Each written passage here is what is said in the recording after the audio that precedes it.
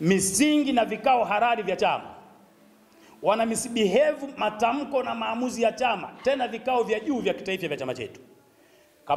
Kamati kuu ilipitisha no reform no election, ikapeleka baraza kuu, ikapeleka mkutano mkuu, vyombo vikubwa vitatu vya taasisi yetu ambavyo jambo hili likipitishwa linabaki kuwa sehemu ya taasisi na kuwa agenda. Tuliwaambia tarehe 6 April kwamba tunakabiliana na G55, na leo tumerudi kwa sababu wako watu, na tulisema wakati nchi inakwenda kwenye kufikia malengo ya kitaifa, kwa sababu nataka niwaambie hii no reform no election ndio ukombozi wa taifa hili.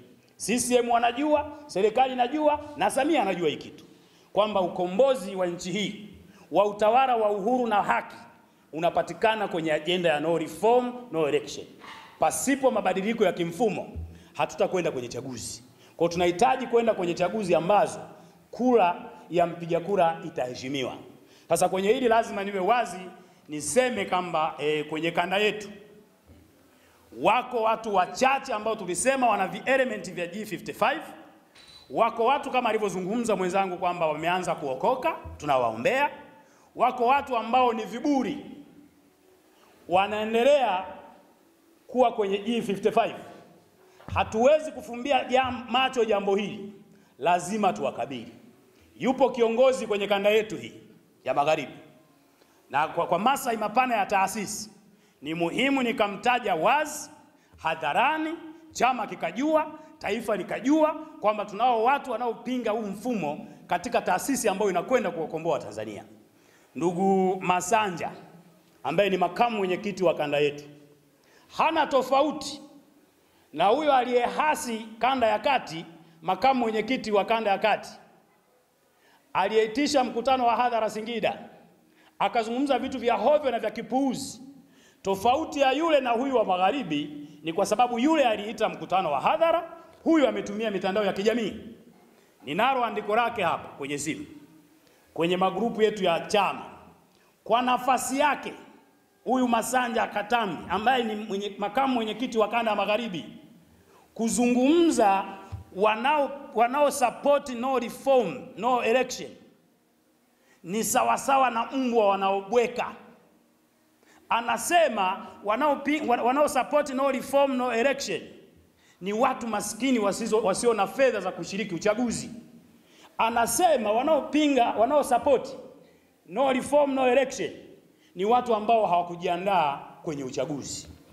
Hatuwezi kuwa na kiongozi wa namna hii kwenye kanda yetu ambaye anashiriki vikao vikubwa vya chama, na kwa namna ambavyo chama chetu kimejipambanua kwenye ugatuzi wa mamlaka, tunazo kanda za kichama 10, ni kiongozi mkubwa kwenye kanda yetu. Leo anatoka kwenye mitandao ya kijamii anasema wanao support no reform no election ni mbwa wanaobweka. Maana yake anatukana viongozi wote wa kamati kuu ya chama, anatukana wajumbe wa mkutano mkuu, anatukana wajumbe wa baraza kuu, anamtukana mwenyekiti wake wa kanda kwa sababu ndiye msemaji wa kanda na yeye ni msaidizi wake, anatukana kamati ya utendaji ya kanda, anatukana mashauriano kanda, anatutukana mikoa yote mitatu inayounda kanda ya Magharibi.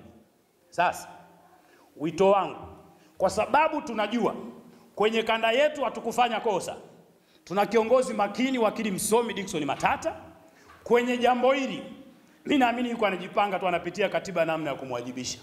Kile walichokifanya kanda ya kati chini ya mwenyekiti wa kanda Devota Minja ni muhimu kikaja kanda ya Magharibi.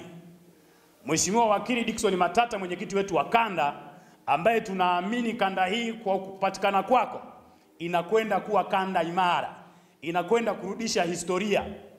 Ni vizuri watu wanaokinzana na mfumo na tamko la chama wakaonywa na wakakaa pembeni. Na kwenye hili nipendekeze, sitaki kuingilia mamlaka ambayo itamchukulia hatua, lakini naomba nipendekeze kwenye operation ya no reform no election inakuja kanda ya Magharibi.